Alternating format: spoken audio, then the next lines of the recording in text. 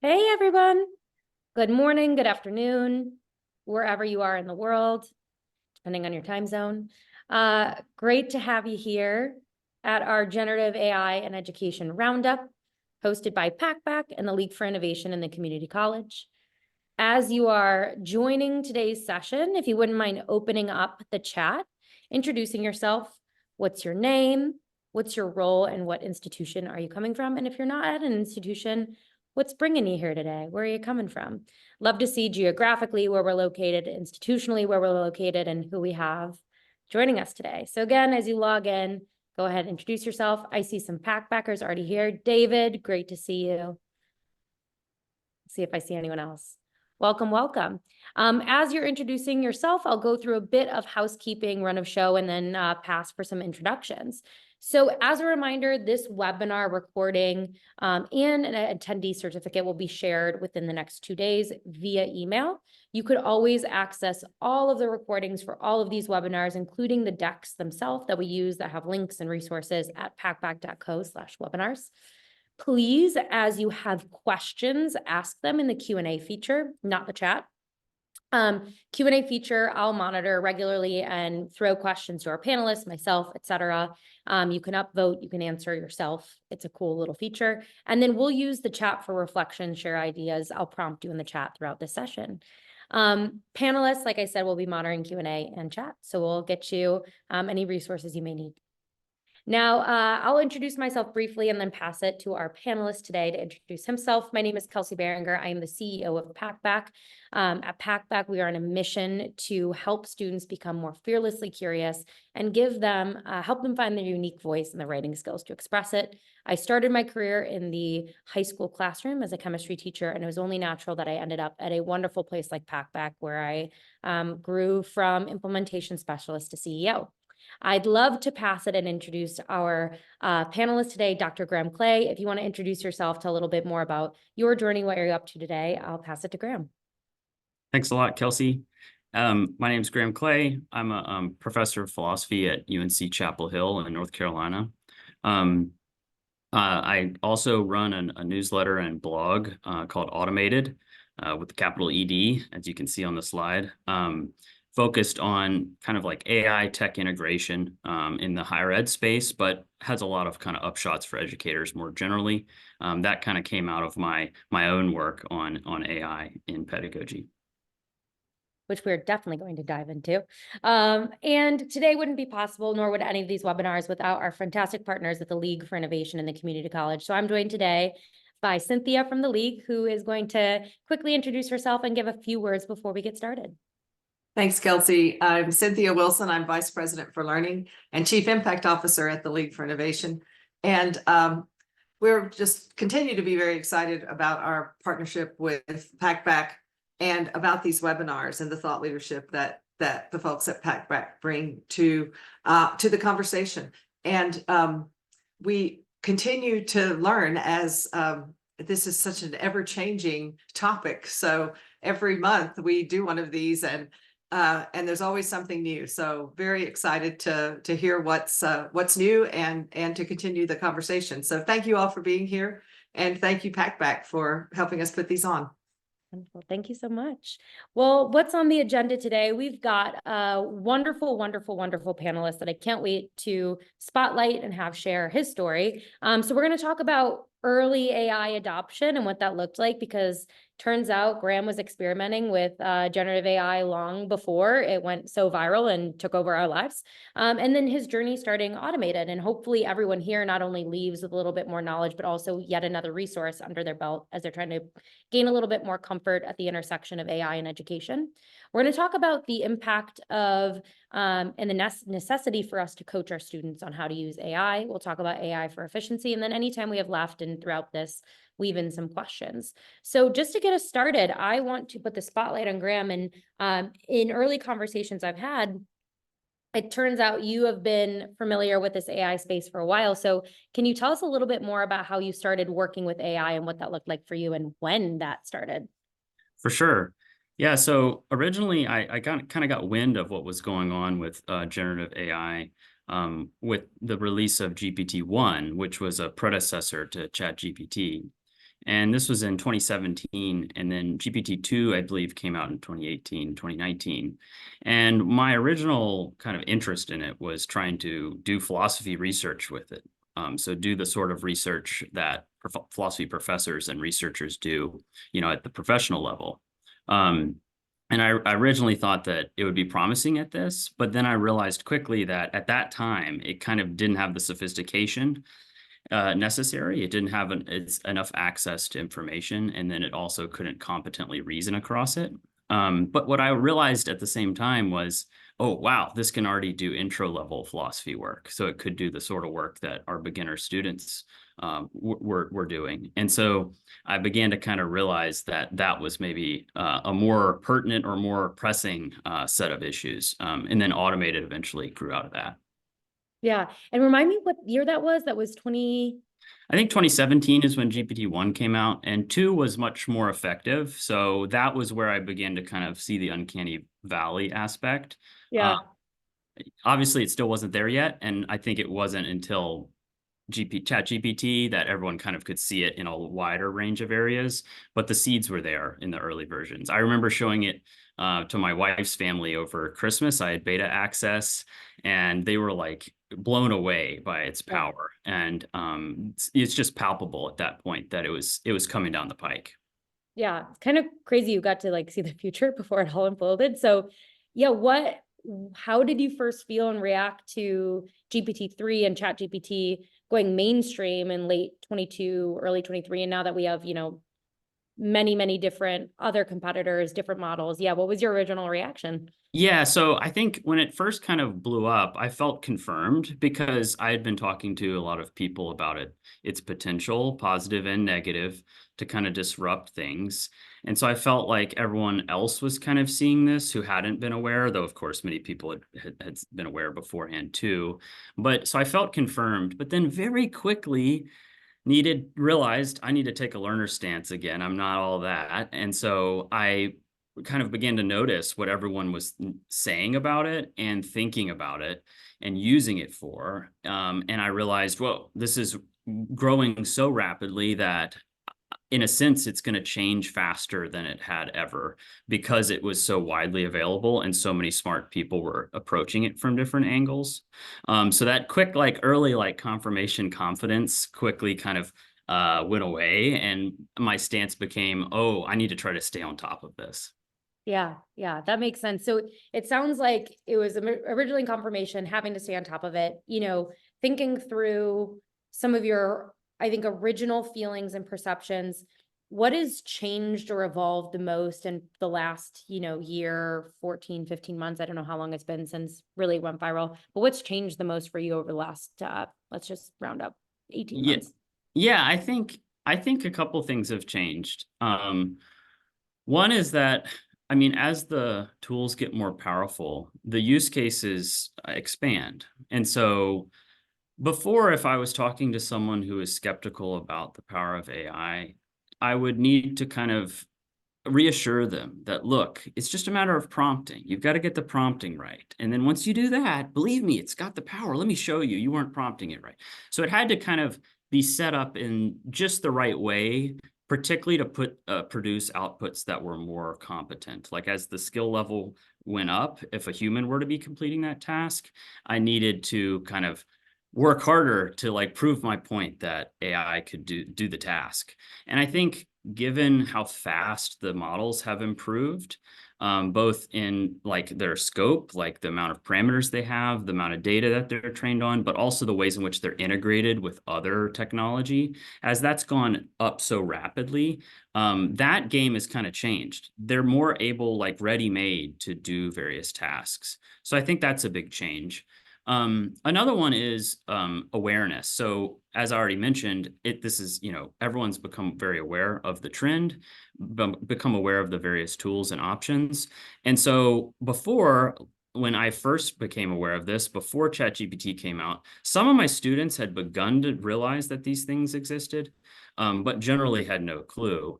But then now they're all very much so aware of it, or at a pretty high rate, not maybe all, literally all, but almost all. And so then it's not like some are in the dark and some are not in the dark. It's more like everyone's somewhat aware, and there's a question of what to do about it. And so that's a big change from before, where many of the people were in the unknown. And now it's more like, what stance do we need to take on this thing that we're all aware of? Yeah, yeah, awareness. So the one thing I love about your story and your journey is you started interacting with this years ago. You immediately saw this kind of theme, pattern, ability of the technology to basically complete work at the introductory level, right? It could write a philosophy 101 paper with pretty high competency. So you kind of ended up predicting the future a bit, in that when GPT went viral, we did have some students using it in maybe a nefarious way, in a way that us academics would say is a little bit soul crushing. Is there anything that's happened in the last few months, year, that you didn't predict when you first started interacting with generative AI?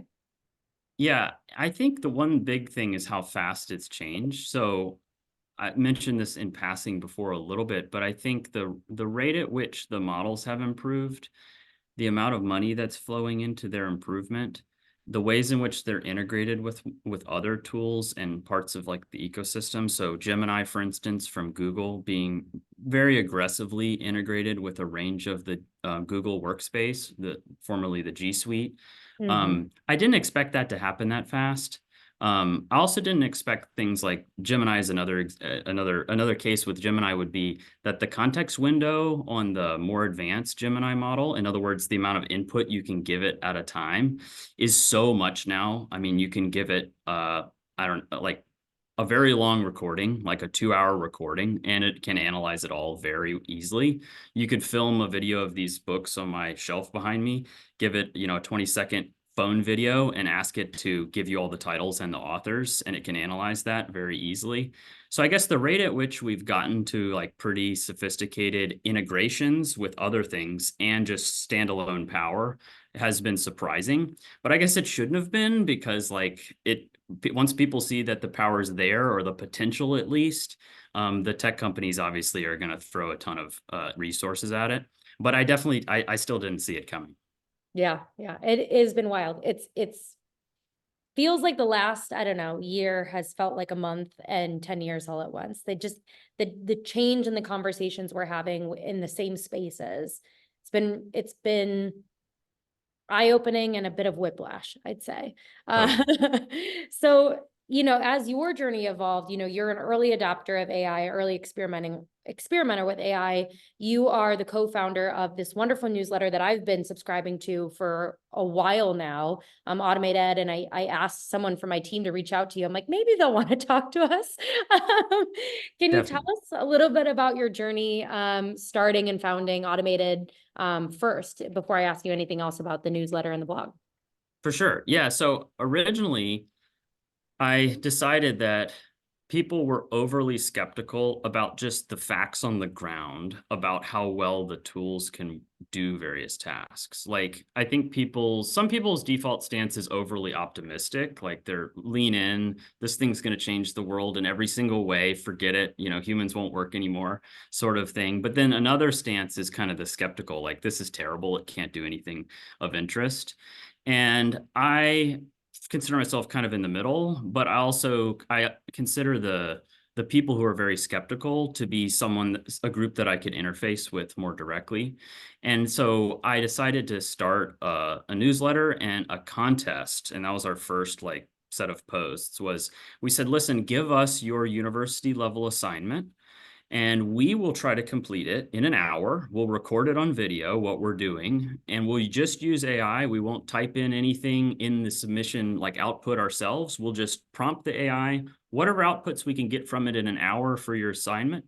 We'll give it to you. You get to grade it, so no one else gets to grade it. You're the judge, and you tell us what grade it would get. Now, there is a check here on how honest you have to be, which is, we're going to publish everything we did and everything you say and your rubric. So we'll just let the world decide whether you're being a fair grader.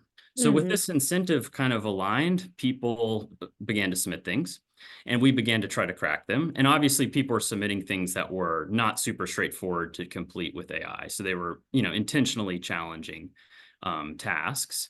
And we had mixed success, but everyone was surprised. So we were surprised at some of the things that we struggled with. They were surprised at some of the things that we could easily do. And then everyone benefited from just learning what the tools could do, but also what other people thought about how the tools could do. So it's kind of just like an empirical test, a check on, okay, how good are these things really? And that got us a lot of traction, and that's kind of how we started. That's incredible. That's an incredible way to, and whenever educators are new or they're curious and they don't know where to start, they don't necessarily want to be using AI personally right away.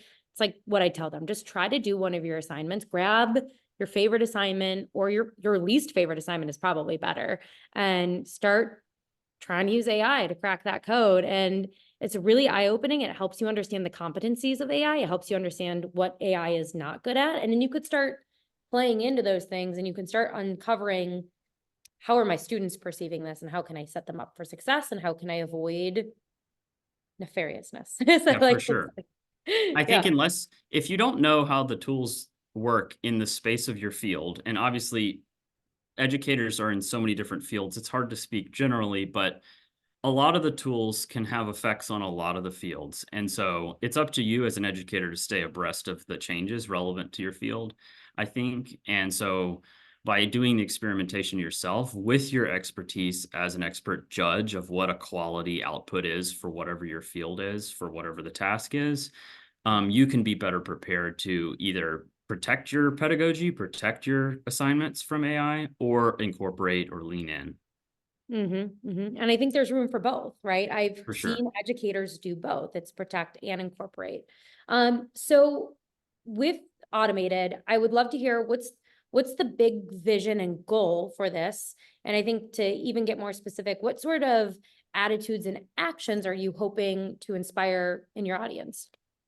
For sure. Yeah, there's quite a few. So apologies if I go a little long here. So the first is kind of just facts about how AI work and what's going on. So the field is evolving so rapidly. We're trying to get our subscribers kind of up to speed. We're already doing all that sort of learning work. Why not convey it to everybody? So that's kind of the big first thing. Has a lot of fronts. So, and the newsletter's evolved somewhat on this front too over time. We've been going for more than a year now.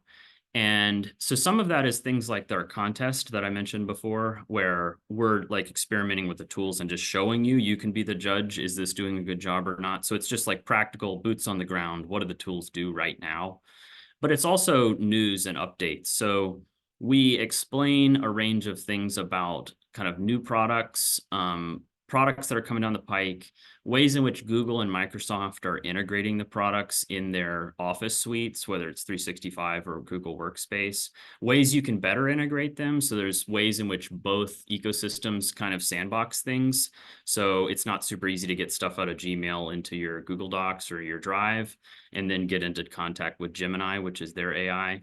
So we kind of show you ways to bring those things into closer contact. And we tell you like, oh, Google's working on X, Y, and Z. And so you can expect, in the next few months for this to change or to be improved. So that's kind of like the news and updates category of things. And then we kind of have big picture pedagogical stuff too. So like the AI misuse category is obviously pretty popular. A lot of people are worried about ways in which their students can misuse AI. So I write as a philosopher, I'm kind of good at the big picture, I guess. So I like to kind of take a step back from it all and think about in general, like what are we trying to do when we're integrating AI or trying to not integrate AI? Like, so I have a fair bit of guides on ways to think about avoiding misuse, whatever your field is, that are pretty conceptual and big picture. And, I have a lot of like flow charts, and, you go down an arrow, and then you get asked a question. Based on your answer, it sends you down different paths. And that kind of helps you as an educator conceptualize what you ought to be doing in your particular pedagogical context. And then we do various events. So we've run some webinars. We do consultations, presentations. So we speak to different groups, and whether they're our own subscribers or people who find us through the newsletter and want us to speak to their team. That's incredible. Thank you. So part of the reason I wanted you to share your journey is so that folks who are in attendance here, which most folks who are in attendance here are curious, they're here to learn, have yet another resource ahead of them. I'd love to hear in the chat from folks if there are any other resources they've been using. And if you are an automated subscriber, let Graham know. That's going to be a very touchy, probably a nice thing for him to hear. But we had a good question in the chat of more specific applications of AI in education, which is exactly where this discussion is going. So I want to talk a little bit about actually teaching our students about AI. And before I pass it to Graham to talk about how he's been actually incorporating AI into his student workflow, I want to just talk about some recent news statistics that have come to light. First and foremost is research, and this is from about a month ago, showing that students are actually curious and asking about what AI can do, and they have a strong desire for help in learning how to interact and incorporate AI.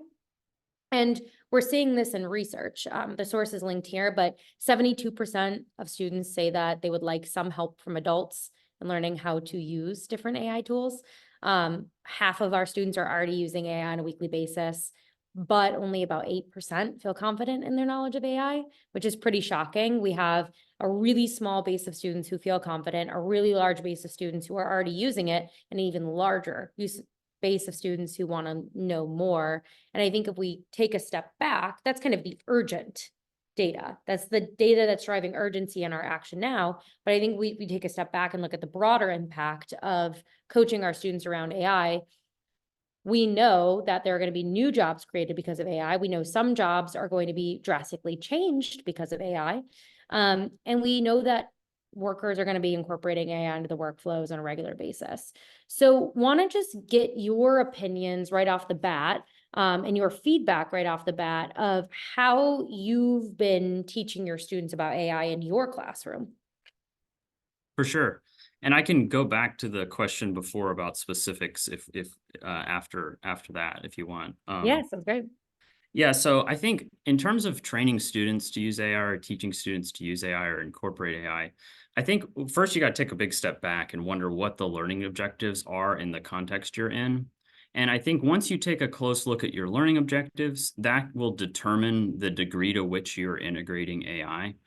And I think in general, it's hard to go all in on AI as I'm just going to train them how to do the tasks typical of our field with AI. And there's no focus on independently being able to complete those tasks without AI. And the reason is that often you need to be able to verify the degree to which an AI's output is high quality with respect to your field. So for instance, if you're a philosophy professor, a lot of the AI tools can produce philosophy arguments, like trying to justify various positions in ethics, say. But the problem is that the students aren't a good judge of whether the argument's any good. So they can get it to produce arguments, but then they're just in the dark about what would make the argument valid, or what reason do they have to think that some of the premises are true or false or something like this. So I think there's an important component of taking a look at the learning objectives, and even if AI would enable students to achieve them, to what degree can they do that without independent judgment of what high quality AI outputs look like? So I think even if you're teaching them how to use AI to complete those sorts of tasks, because maybe that's what they'll be doing in the field that you're in later on in their careers, I think part of being competent at using AI is knowing that it's doing a good job.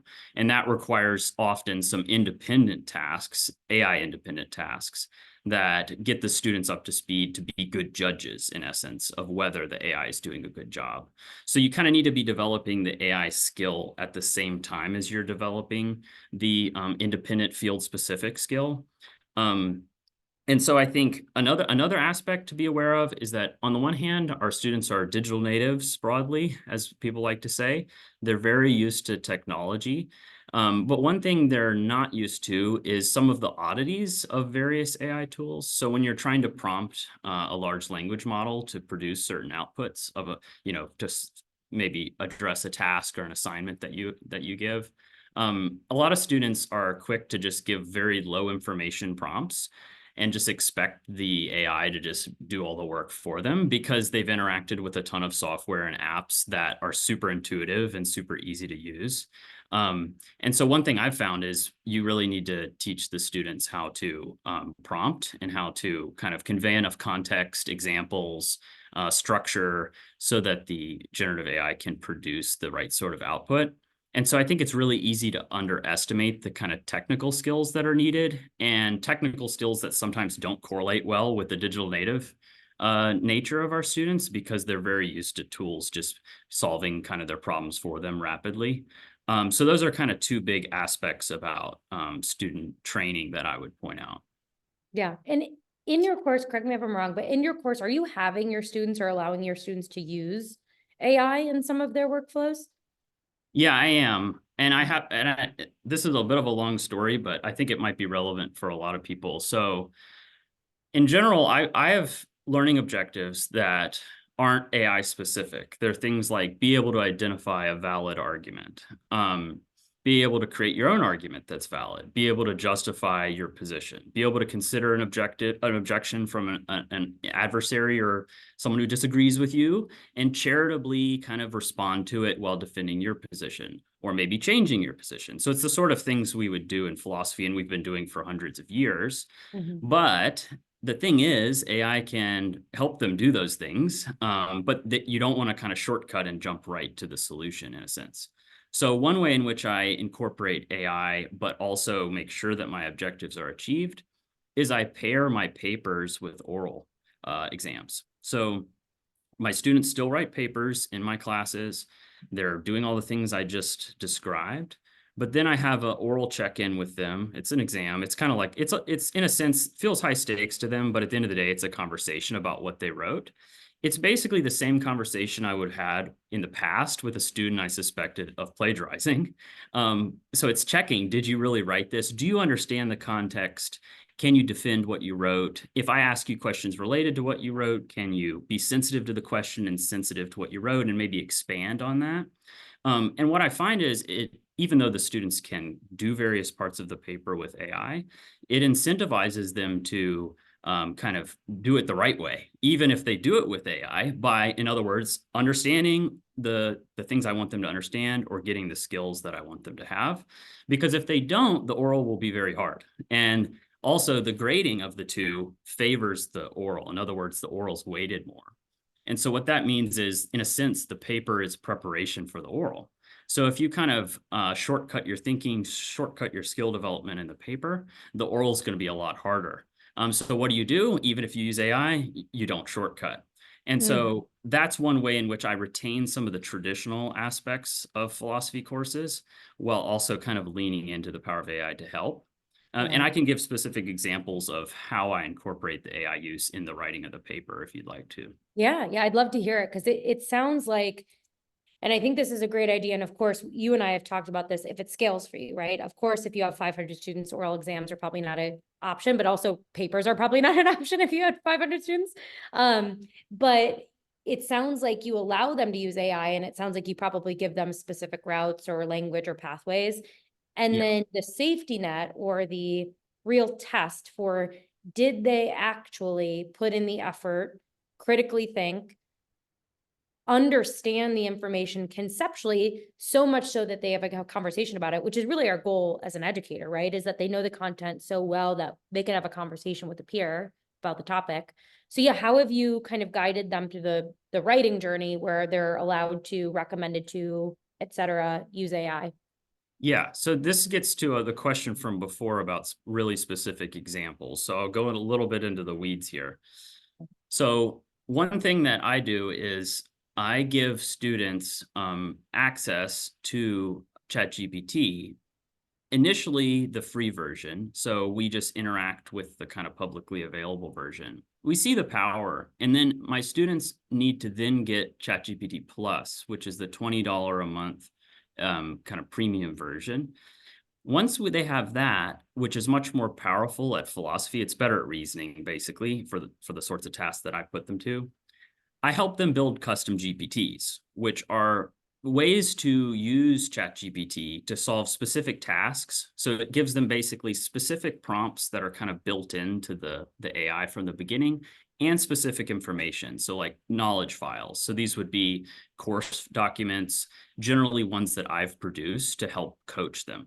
So these custom GPTs then can play a range of roles in class. So for instance, they can act as like an interlocutor or as an adversary, as I've said before. So say you're arguing for a position, on some ethical issue. You can have a custom GPT play the role of someone who disagrees with you, maybe from the opposite perspective. The reason why this is good and better than just relying on peer interaction on its own is that sometimes the peers you have, as we all know, are not ideal.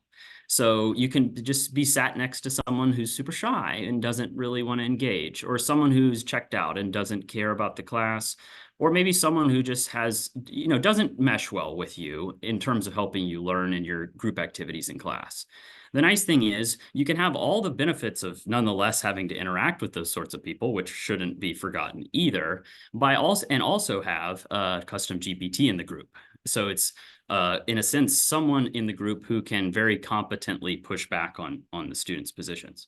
What does this help with? Well, for one, if you don't have great interlocutors in your natural in-class group, the people who sit next to you, you might end up thinking, for instance, that you're really good at philosophy, you're really great at something or another, your arguments are perfect because nobody can touch you, wrongly. So in a sense, you can have an outsized attitude or ego that then makes it hard for you to listen to criticism or ways in which you could improve. But if there's a custom GPT in the mix that's very effective at identifying kind of holes in your logic, ways that you've kind of forgotten some of the course content, that in a sense acts like having a clever group mate who's always there. So that's a very specific example. I use custom GPTs for this interlocutor purpose. My students build their own, so they might want, for instance, one that's more pushy. Others might want one that's more constructive. Others might want to kind of customize it to a specific task rather than be more generic. And then I also provide them with my own in-class, entire class custom GPT that is in effect like a whole class tutor. So it's something that I've built to enable them to do a wide range of tasks in the class, even if they're not super great at building their own. So then they can always use the in-class tutor as well. I found this to be very effective. I normally have never made students pay for anything before, and so I was a little wary of doing this, but I've found that my students absolutely love it. And I've noticed a significant improvement in various dimensions in their learning. So I think it's definitely worth the cost, though the cost is a notable feature. It's something that you need to front load, you need to discuss and justify to your students, and you need to also flag the various aspects of data use, training, and all the things that are in the background, all the things that led to the custom GPT to be as powerful as it is. Yeah, absolutely. That's incredible. And of course, I would say you're probably on like the more innovative side of the curve where you're really embracing this and you're building it and you're exploring. Let's say I'm an educator who I don't necessarily want to build my own custom GPTs, but I also don't want to stand still. I want to be somewhere in the middle. Perhaps that's by allowing use of generative AI. How would you recommend that I just get started? Or what would you recommend I do as maybe a first next step?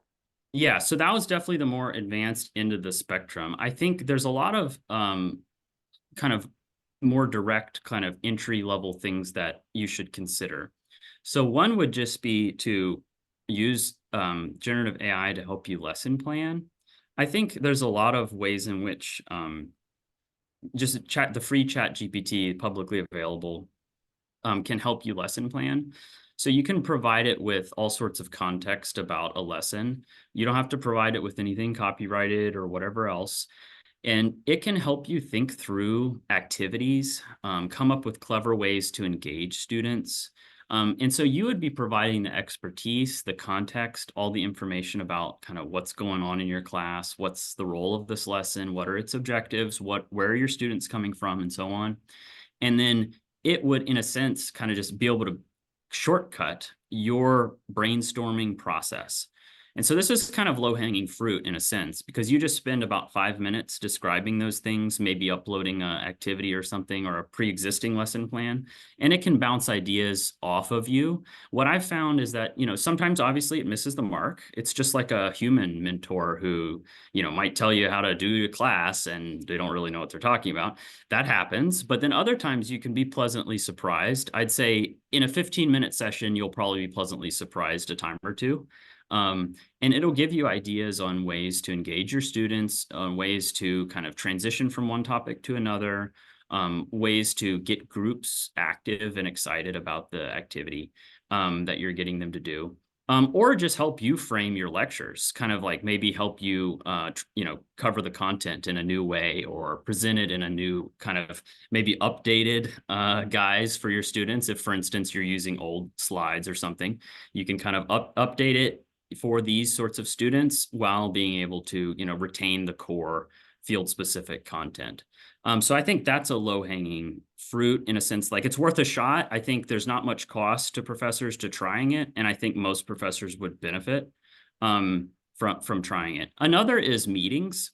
So we all have a lot of meetings, whether it's with fellow faculty or fellow Centers for Teaching Learning specialists, if you're a learning specialist.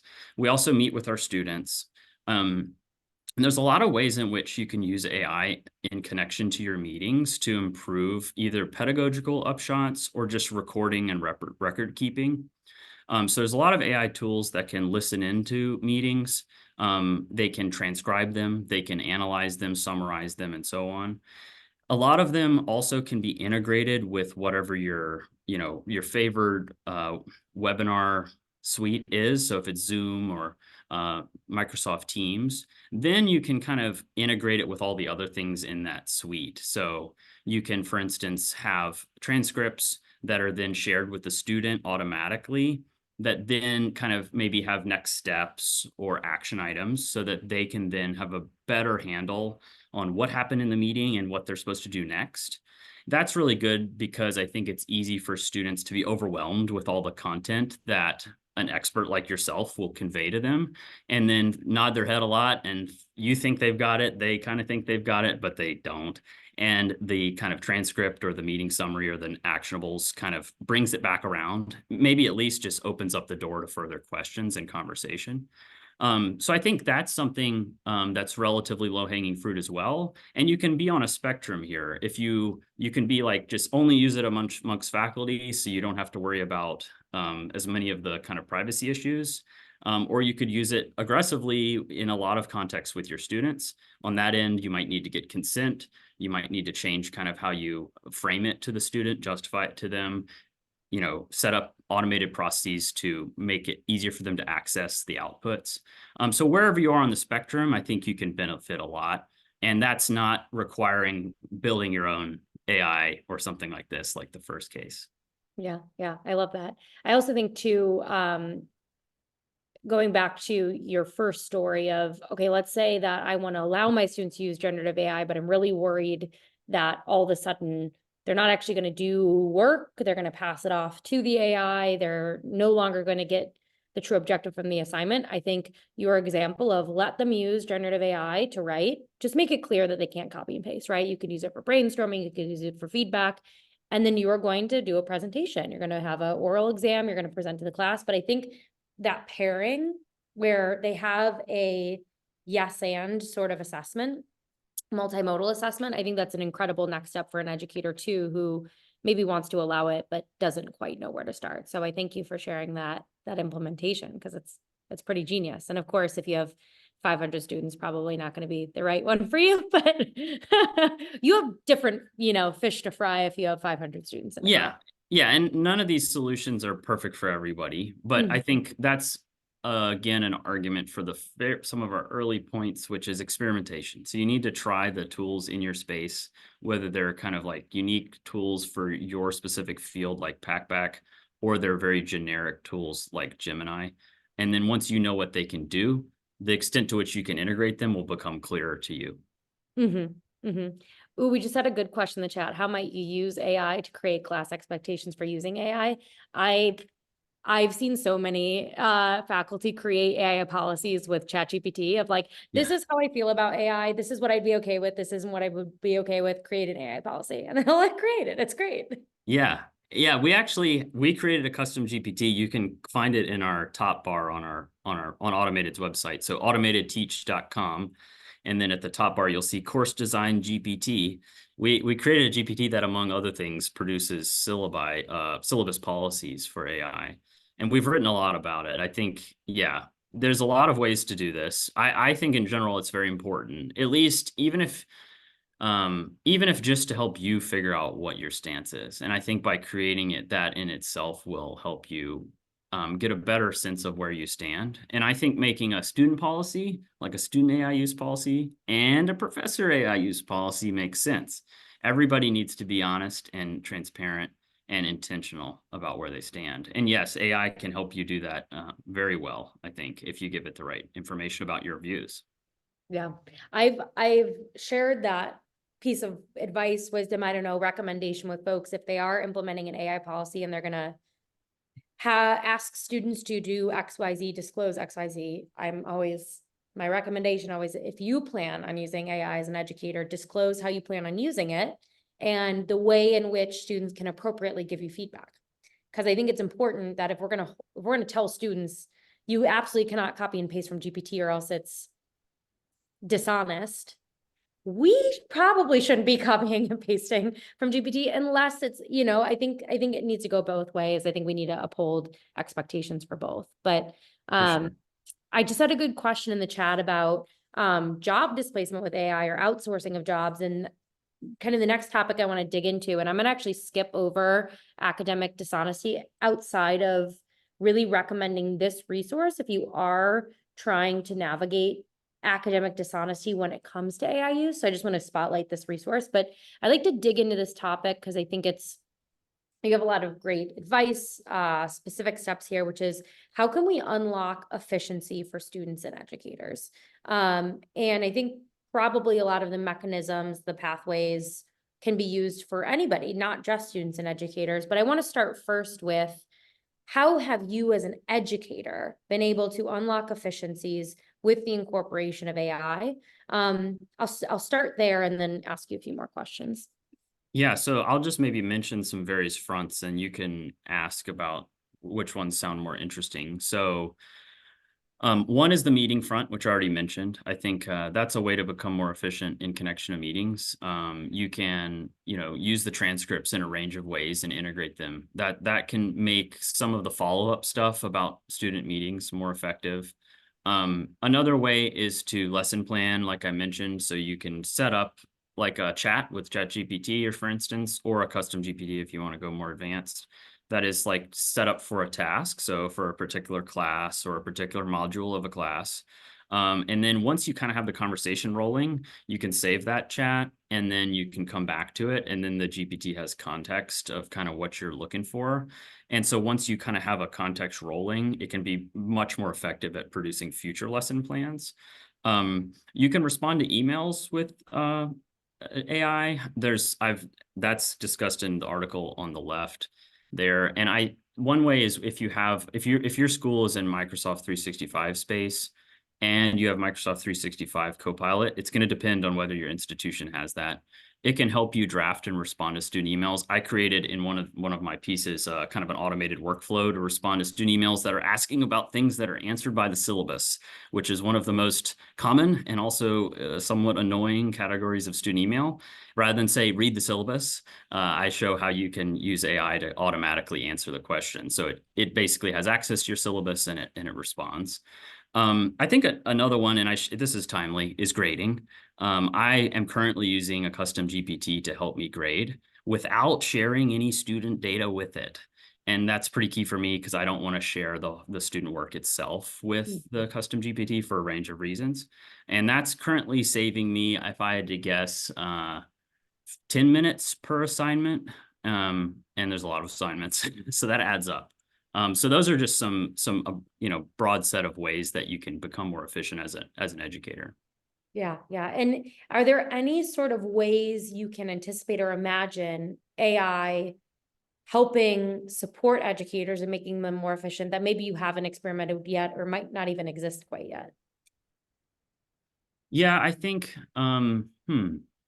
yeah, there's probably, I think integrations are really the main thing. I think hot take, maybe not hot in that it's recently developed, but maybe a little controversial, is that I think at the moment the models, the power of the AI is already here. I think the tools can already do almost anything we want to do.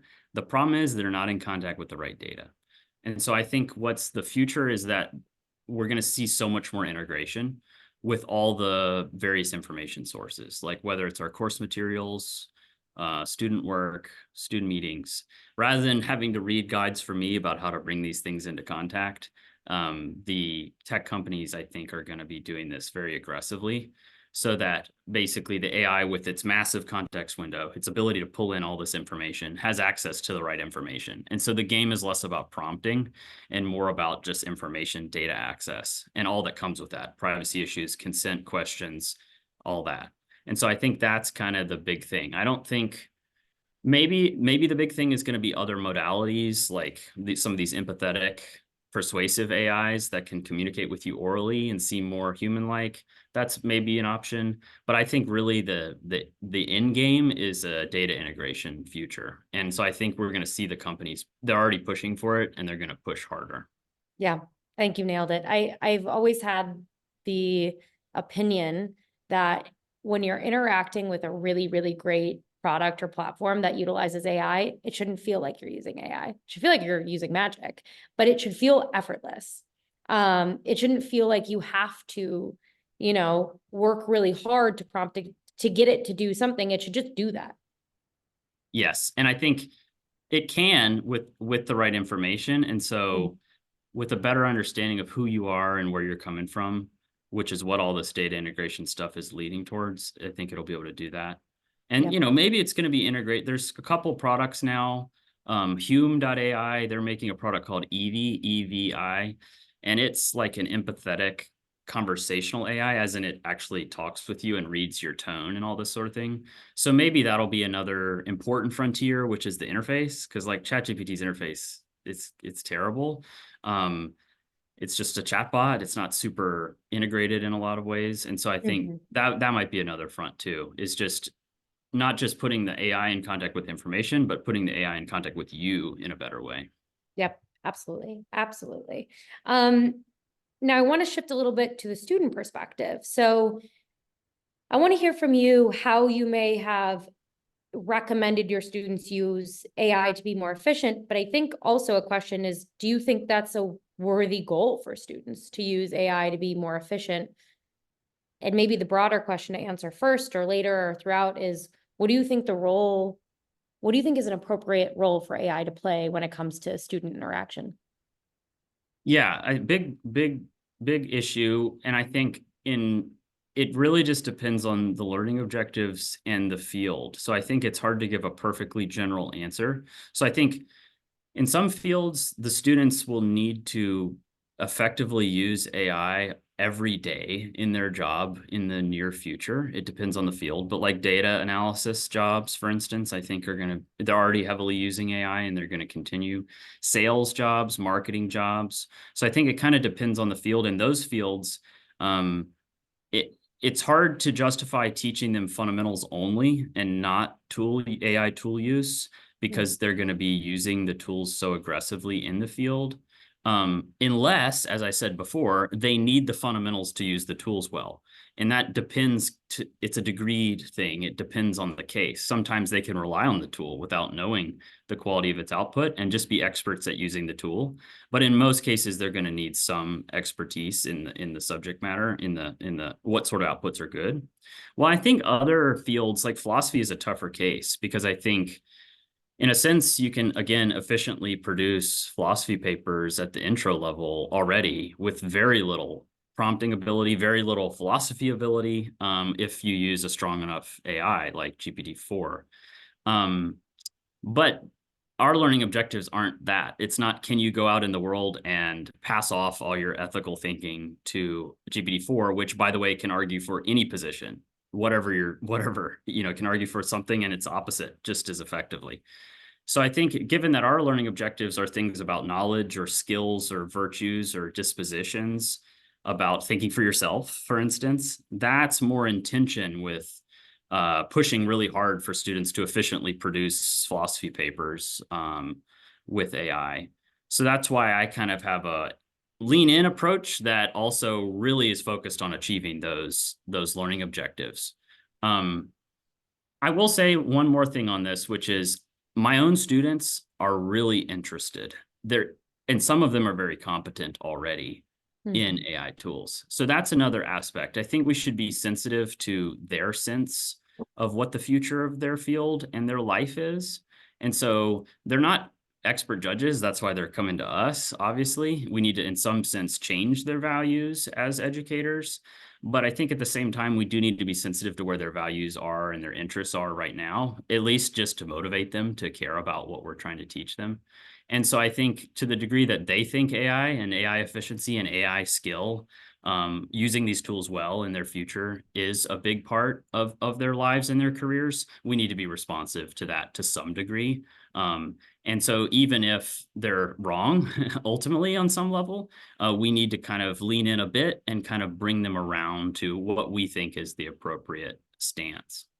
Yeah. And I think when I think about an educator's life, I was a teacher, all of the tools I was using were either to make me more efficient, save time, because I've never met an educator who felt like they had extra time to spend. No, that's not a thing. That doesn't exist. Or Very it was, rare. how can I increase the impact that I'm having on my students, or help close any sort of gap in skills with my student base?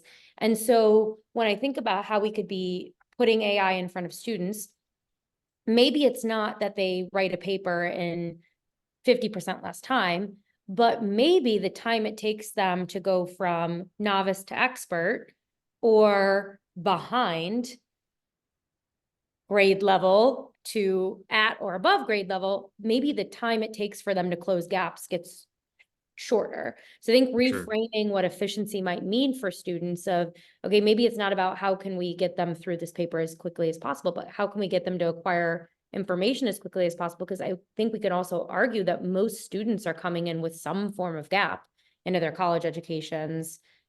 Even in grad school, I'm hearing grad school instructors saying that our students are lacking some skills that they thought were just obvious that there was no way they wouldn't have, Right. I agree completely. Yeah, so I think it's interesting to start thinking about how we can embrace AI as a way to raise the floor, perhaps, for our students instead of making their lives easier to crank out a paper. Yeah. And I think, like you say, feedback is crucial to kind of speeding up the rate of feedback is one of the big frontiers for generative AI, whether it's in some specific tools like Packback can do that, or in general, in other fields where there's not specific tools built, you can use generic generative AI to kind of close that gap. Because many students benefit a lot from the kind of one-on-one intensive feedback, but it's so costly to us time-wise that it's very easy to fall behind. And that's why I think, you're totally right that reducing that rate, just getting from like draft points about what's wrong with the student's paper or what went well to ingestible feedback that they can then learn from, generative AI can like speed that up and reduce that time. Absolutely. Absolutely. Well, thank you so much for having us. I know there are some questions in the chat, but unfortunately I got to let Graham go soon enough because he's going to go straight into teaching from this, getting in front of a class. In 30 minutes. 30, okay, you got some time. I'm sure you got to traverse a campus. I do, yeah. Carolina, that if you are curious to learn more about what we're doing at Packback, AI-driven feedback, please feel free to reach out, curious@packback.co. I know a lot of folks in this webinar are Packback users, so thank you so much if you're joining. And then we'll send out a follow-up email with the recording from this webinar. We'll send out this deck, and then we'll also have a link to an AI policy survey. We're very, very curious as to your thoughts on AI training and AI policy development as a way to create more meaningful and impactful and specific content for you as you're navigating this brave new world that we're in. I want to just give one more thank you to Graham for joining us. Really, really appreciate your time, your energy, and your thoughtfulness. And thank you so much for being here. I really appreciate it. Thanks for having me. Really appreciate it. And feel free, everyone, to subscribe to Automated and then reach out. You can respond to any of our emails and I'll respond to you. Great. Thank you so much. It was so wonderful having you. Have a wonderful rest of your week, everyone. I was like, is it Friday? It's not weekend, it's week. All right. See y'all soon. Bye, everyone.